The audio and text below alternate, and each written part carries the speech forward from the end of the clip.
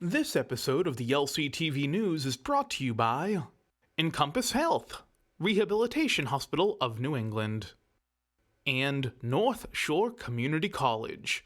If you have the will to attend college, we have the way for you to earn your degree. Good morning, I'm Danny Vittori, and this is LCTV News. The leading story this week takes us to New York City and the Tonys. In local news, summer plans are being unveiled as grants are awarded. At the same time, we welcomed Norris Guscott, the Lynn Public Health Coordinator, to talk about their initiatives to keep the community safe and healthy. Here's the news for Friday, June 16th, 2023.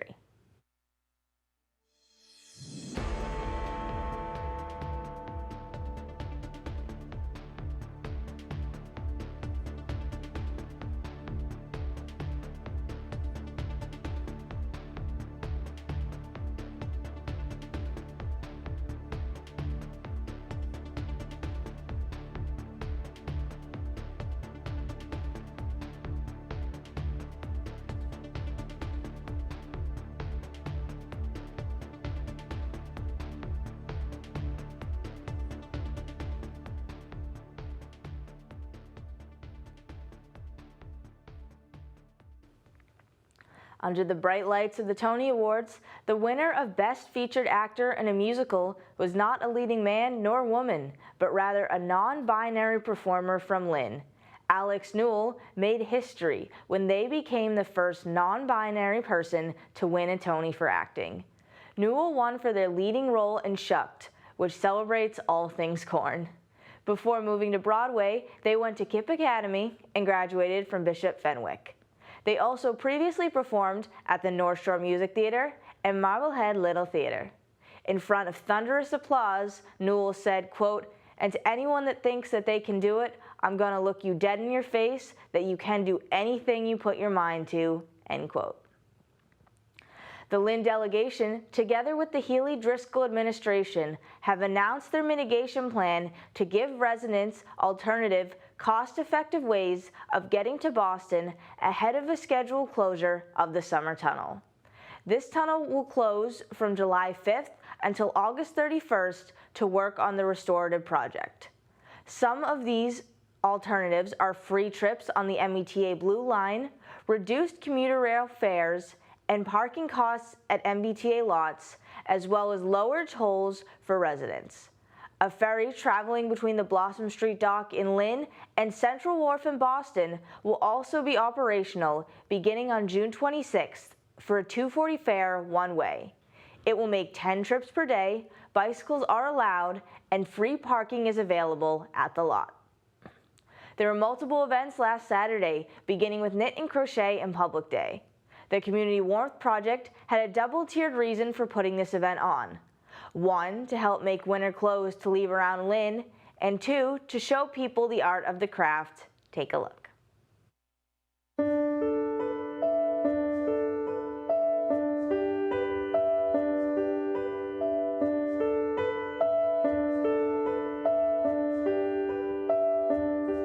Today we are here with my favorite group of people. We're celebrating Knit and Public Day. International Knit, we're calling it Knit and Crochet Day, but International Knit and Public Day is an organization that encourages groups and people to come out and knit in public so that people become aware of the craft. Our organization, Community Warmth Project, sponsors it. One of the things that our organization does is to create and collect warm items to give to people on cold days, like outside My Brother's Shelter, the Leo Head Start. So we are always encouraging people to learn to knit, to learn to sew. I think I'm most proud of everyone that's willing to come out and be part of it and spend their time and their resources and donate everything just to help people they don't know. I think that's incredible. I'm grateful, like Cindy said, for everyone who contributes. Like everyone puts in a few things and then it all adds together, and there's actually a lot of things that are given out. So it all adds up. There's only so much money that people have, and things like hats, gloves, and mittens tend to be by the wayside. Or they start with one set, and kids are kids. You're not going to end up with the same set at the end of the winter. And there are people that, while they don't have to choose between paying the rent and getting gloves, they if they've got to eat, they're going to eat, and they're going to be cold. So we specialize in helping them in unexpected ways by being out in public on cold days and passing things out. While the worst of COVID-19 is in the rearview mirror, Lynn Public Schools created a student engagement task force with the deputy superintendent and representatives from City Hall, the police department, and the school department to combat the increase in student conflict following the pandemic. LPS also applied for and received a 3-year grant from the Play Ball Foundation, which seeks to increase equity in team sports. The grant increases each year, as they were awarded $25,000 this year and will get $50,000 next year and $75,000 in the 3rd year. Each year, another team sport will be added, with the goal to increase social, emotional, and avoid self-destructive behaviors. 225 students have participated in the program and also got the chance to meet with counselors to help them deal with issues such as social anxiety, depression, and generalized anxiety, while relating them all back to sports. Also on the 10th was a children's garden planting day at Goldfish Pond. Participating kids could plant flowers in one of the beds, as well as bring a plant home with them. Hosted to show children the importance of plants, it saw kids from all over Lynn come down. Here's more.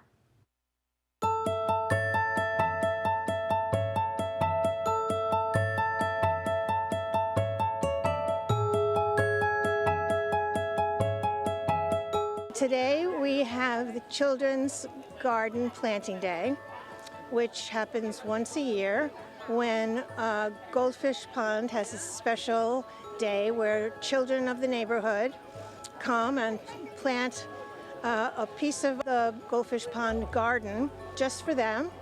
And we get together and we have flowers, and the children get to take flowers home with them, and they sign in and they get certificates of participation. We hand out flyers at all the schools, and it's a good example of how wonderful the kids are. And actually, not only the elementary school kids come, but we have many kids here from the local high schools, and they bring their friends, they bring their relatives, they bring their cousins, they bring their neighbors, and kids are dying for something to do that's fun and that's positive. And planting and gardening is such a productive, positive thing to do.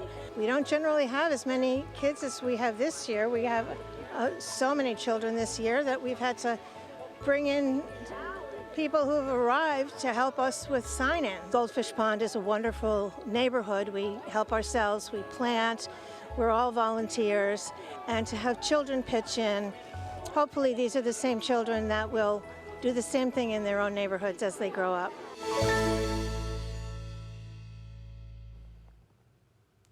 The Save the Harbor, Save the Day Beaches program, in conjunction with the State Department of Conservation and Recreation, is awarding just over $25,000 to 8 different beaches in the Lynn and Nahant areas.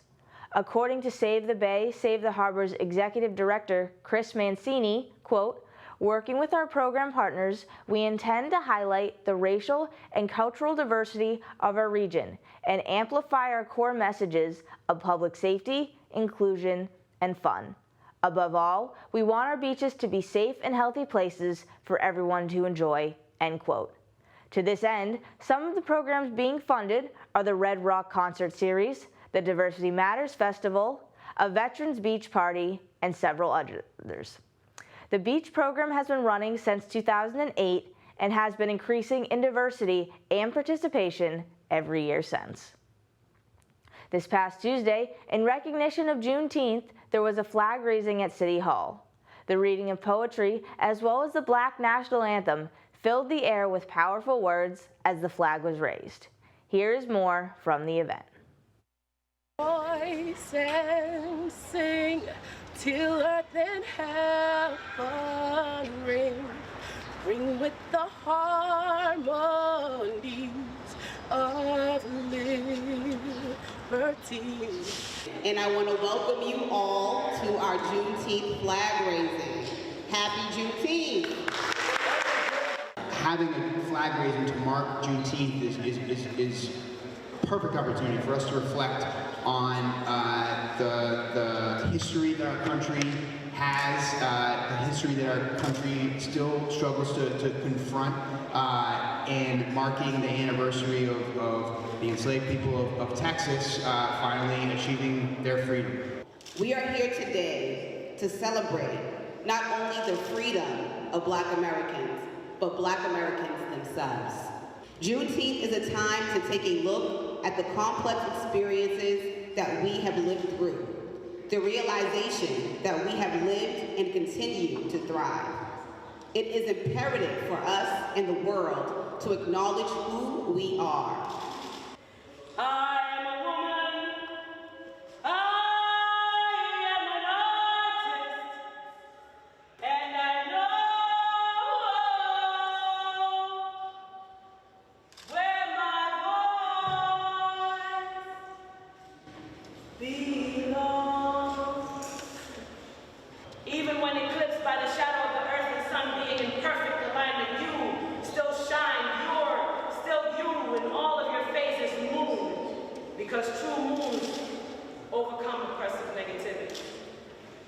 May we forever stand true to our God, true to our native land.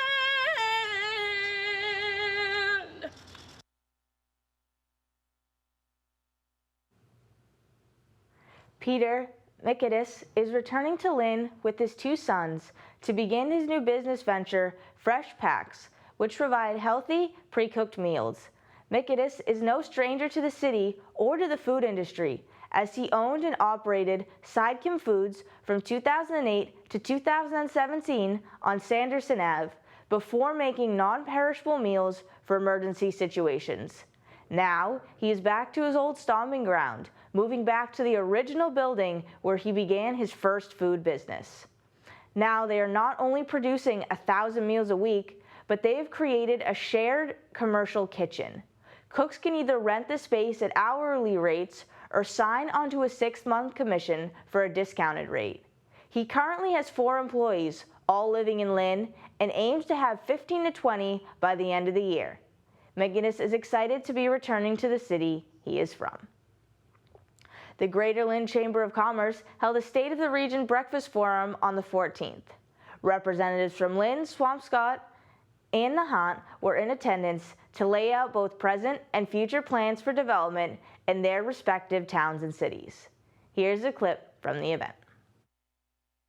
And there is some programming happening for students after school and for adults and in the evenings and weekends. There's the capacity to do a lot more. And there's examples of other vocational technical schools being able to do that. And we're looking to learn from those examples and identify the resources, because it's really important for us that we're not taking anything away from the students that are there during the day.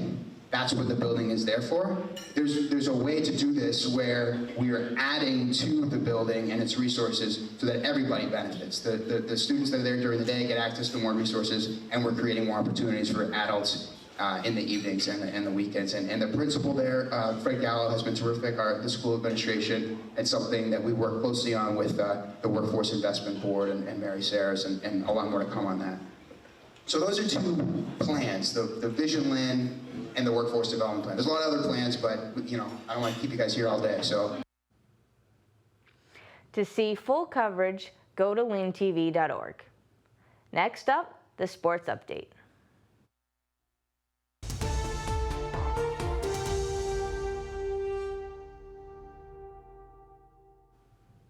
The North Shore Navigators got their second victory of the season with a 7-0 defeat of Keene.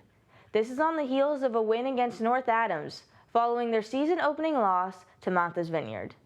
Beverly native Braden Clark led the way, throwing 5 scoreless innings, only allowing 3 hits and retiring 12 of the last 13 batters he faced.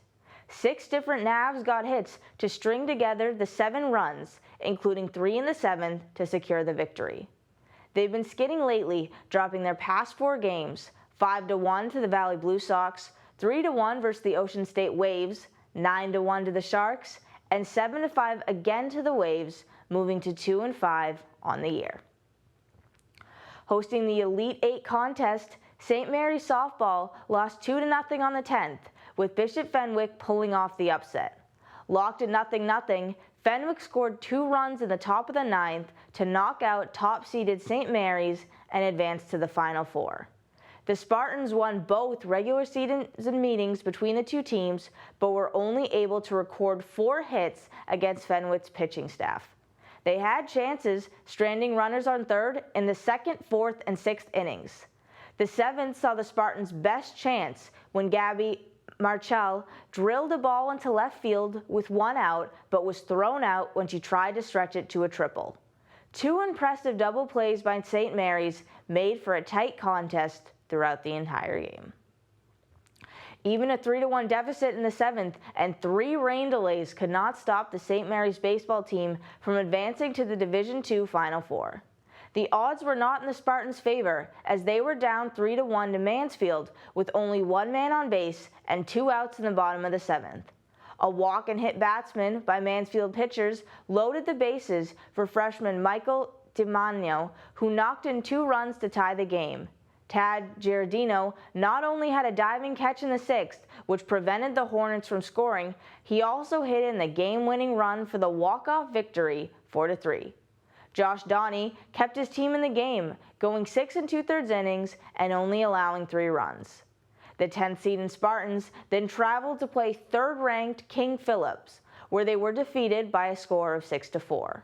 St. Mary's had a 2-0 lead, but the Warriors stormed back to capture the victory and a trip to the finals.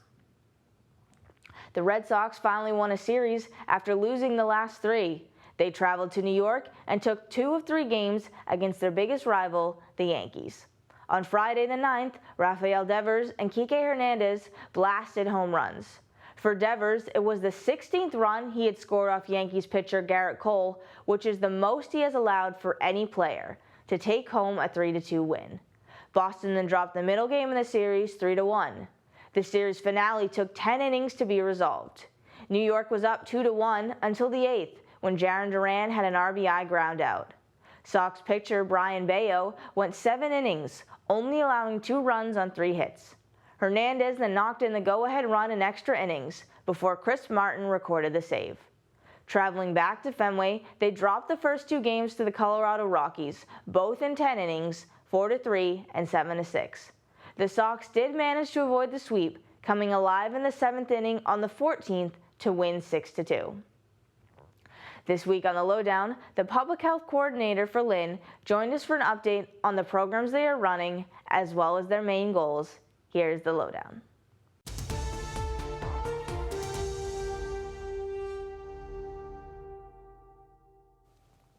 Hi, welcome to another edition of the Lynn Lowdown. Today, we are joined by Norris Guscott, the Public Health Coordinator and Food Security Task Force Leader for the City of Lynn. Thanks for joining me. Thank you so much for having me, Dave. So, we're here today to talk about a bunch of the stuff that the Public Health Department does. But you're a big part of that department too, so what is it that you do over there? You wear 2 hats, so what do you do with each of those hats? So breaking it down, the public health portion, like my job as the coordinator is to assist the public health director extremely closely with this entire city's public health portfolio. So that's regulations such as like food, housing, that's food, that's housing itself, that's substance misuse, the whole gamut. So, and in that realm, I'd call that the more state-appointed roles of public health. Now with the Food Security Task Force, as task force leader, simplifying that, I and the task force help to safeguard the entire city's food security. That's access, education, that's delivery, that's the resources that our city, our city's residents, the most vulnerable, need anyways. And having the public health department here, I'd be remiss if I didn't mention that the public health emergency for COVID just ended. So that is going to make a bunch of changes, and we were talking beforehand about this a little bit, and some changes you kind of know, some changes you kind of need to find out how everything's going to play out. But would you say that the emergency ending is going to affect the department right now? So speaking to that, as you said, some of that information has happened, and we'll see how that's going to impact Lynn residents. For example, we've got to start paying our student loans again. That's not really public health related, but in the public health sense, there are certain restrictions that go away. There are certain resources that get cut a little bit. We know that SNAP, for example. We also know that some schools around the state, whereas it used to be universally free during the pandemic, that some school systems are no longer offering that. There are definitely, I think to sum it up, changes are coming. A big part of that is the health division relaying that information to Lynn residents, and the health division itself being able to respond to the changes that happened. For example, when we found out about the SNAP cuts, we put that on our social media and we put it out into our networks, and we made sure that folks were aware of that. And so the answer to that is twofold, is that we know some changes are coming, and the others, we'll see how they impact the city, but the health division stands prepared to respond to that or whatever changes happen. Yeah, so definitely if people want to know more about that sort of stuff, definitely reach out to the department, pay attention to what they're putting out. We also put out a lot of information too, like about the SNAP benefits being reduced. Thank you. We also put out something about that. Appreciate it. Because a lot of people also just don't know that stuff is happening. Quite right. But we can move on to the next thing, because I think everybody's kind of tired of COVID talk, to be honest. Oh, yeah. So a lot of stuff that you do has to do with social and clinical health as well. So what is the connection between those? So let's start off by explaining what each is, because they're both really important areas of public health. So clinical, the clinical determinants of health, or clinical operations, that's vaccinations, that our public health nurses seeing their TB patients, that's epidemiology and monitoring disease prevalence. Those are the more scientific, quantitative pieces of public health. Social determinants of health looks at places where, or indicators such as where someone is living, where they worship, what they're eating, just there a lot more focus on the conditions in which they're living that impacts their health. So the Public Health Division under Director Norris is really keen on, in addition to the clinical determinants of health, that we're paying a close attention to the social determinants of health, because that impacts Lynn residents quite a bit. We have housing issues, we have substance misuse issues. I mean, what city or what municipality doesn't? We have social determinants overall impact our city greater, given a variety of factors. And so we, as the Public Health Division, we've got to note that. And you'd see even the Food Security Task Force itself is a response to addressing those social determinants of health, because that's a direct correlation to what you're eating and your health. We also have, so we also have our opioid settlement working committee, headed by our opioid prevention specialist, Candace McClory, and public health nurse, Jennifer Almonte, and the community as well. Recently there was a settlement for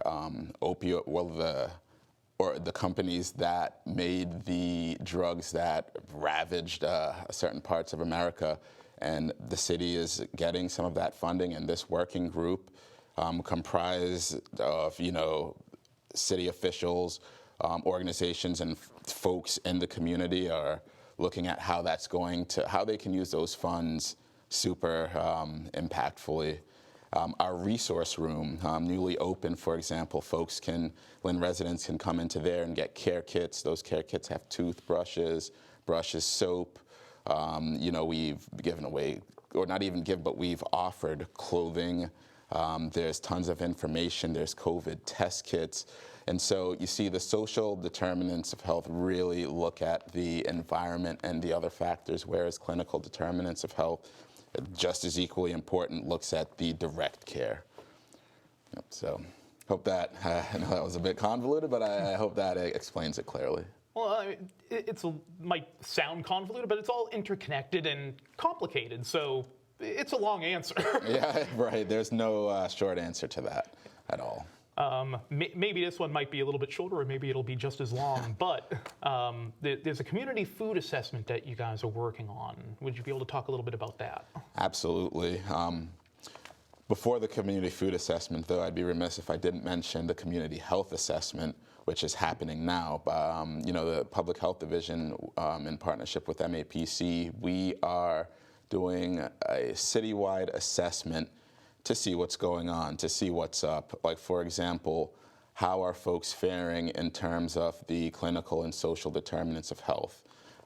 They're asking about access to different resources, conditions in which they might have, where they go. And when I say they, MAPC interviewing many different organizations and folks who those organizations see, so we're really excited for that data. That's going to be able to shape our interventions, how we approach different programs that we offer for Lynn residents. I'm really excited thinking about that. That would also pave the way for us to be able to, spend funding and state grants more effectively and more impactfully.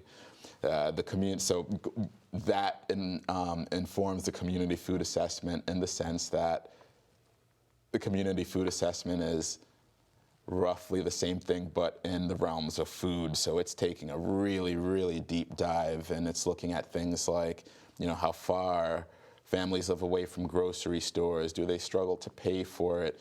Do they have the background and knowledge into preparing healthy foods? What has their relationship with food been? It goes, long story short, it goes really in depth into the food security issues that folks might or might not be facing in the city. And again, this food security task force leader, that would inform our interventions, our funding mechanisms, and the programs and resources that we're offering to Lynn residents and organizations to shape more impactful interventions around food. So that's what the community food assessment is going to be doing. We only actually have a few more minutes, but you were talking about some of the programs in relation to food and food security, and I know one of the things that you guys are doing now is food delivery. And you've talked about expanding that program. So would you be able to just talk briefly on that? If people want to take advantage of the food delivery, how do they do that? So they would get in touch with, so there are a few different options there.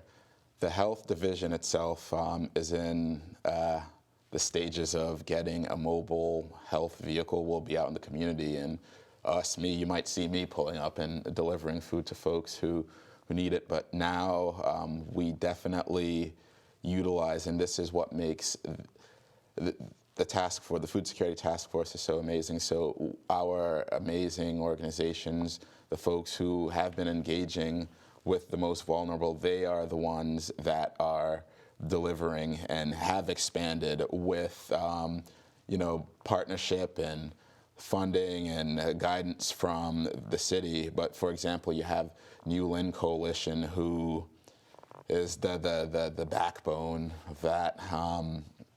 You have the Salvation Army itself. They don't deliver, and at the same time, it's at a central location where folks can come. I know Phoenix Food Hub, I'd be remiss if I didn't mention Phoenix Food Hub. They have Phoenix Food Hub is a one-stop shop for all the social and clinical determinants of health related to food. And so in Phoenix, we have a teaching kitchen, we have programming space, we have a pantry in Catholic Charities, it's there.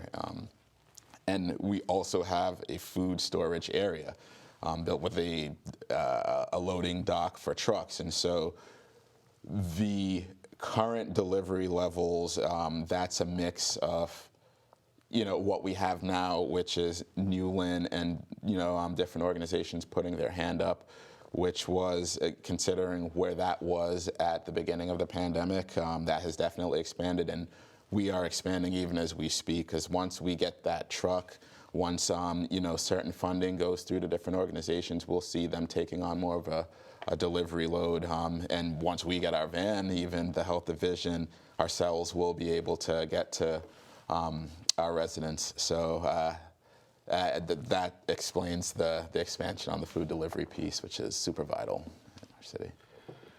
And so now we've it's insane how fast the time goes. We've already been talking for a little over 10 minutes. Oh, wow. So we only have maybe about another 2 or so left. But for people that want to know more, one of the things we were talking about before the show too, and thank you, Pedro.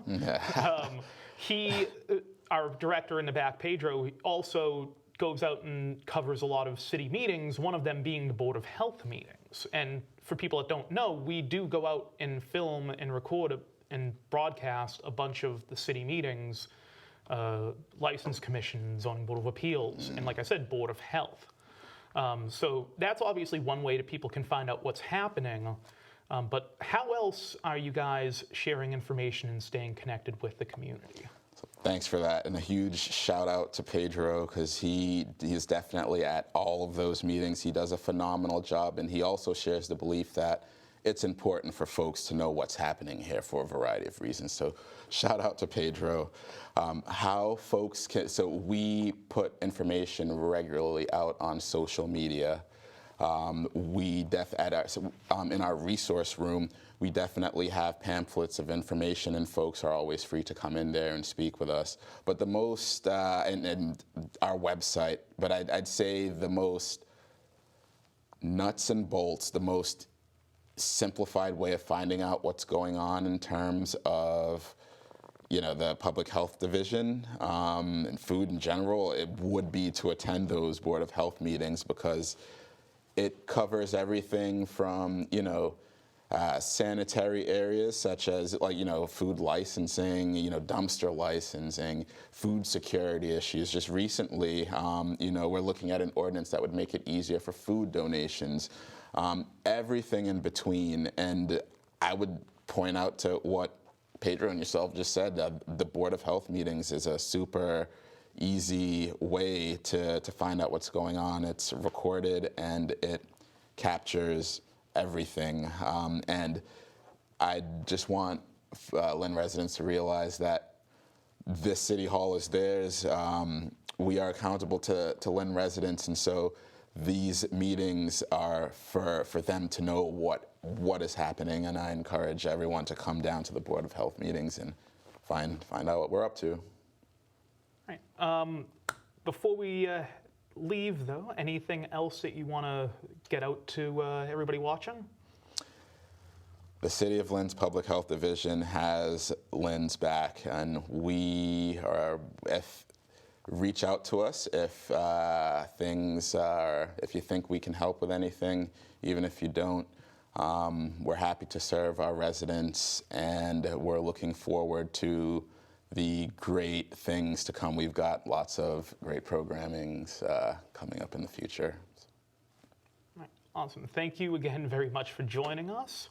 Again, if you guys have any thoughts, comments, questions, anything like that, reach out to the Public Health Department. We've been putting their info at the bottom of the screen, but also lynnma.gov. You can go down to City Hall and see them in person. And obviously, like we were saying, Board of Health meetings are on our website, lyntv.org. Go and check them out.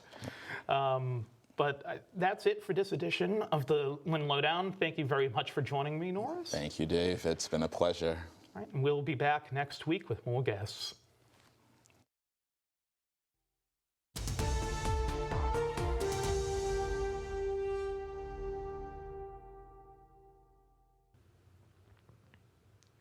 Now, the community calendar.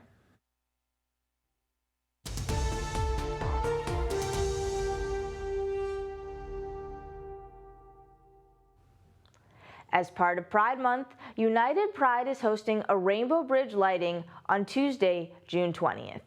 Beginning at 7:30 p.m. in Central Square, come to see the underpass bathed in rainbow light, as well as hear performances and speeches. The Lynn Health Department is reopening the resource room, complete with the mural made by Raw Artwork students on Thursday, June 22nd. This event runs from 3 to 5 p.m. and is located in room 103 in City Hall. It is open to all residents for medical masks, vaccine clinics, Narcan training, and free public health resource kits, to name a few. Next Saturday, the 24th, the DAV and GAR are hosting a Veterans Appreciation Day. There will be a reenactment by the 54th Regiment, as well as a family-friendly day for past, present, and future veterans. That brings us to the end of this week's news. To access our complete community calendar, as well as staff and member-produced shows all for free, go to lyntv.org. Also, follow us on social media at Lynn Community Television to stay up to date on events happening around Lynn. And go to Lynn Community Television on YouTube for videos, interviews, and event coverage. I'm Danny Vittori, this is LCTV News, and we will see you next week.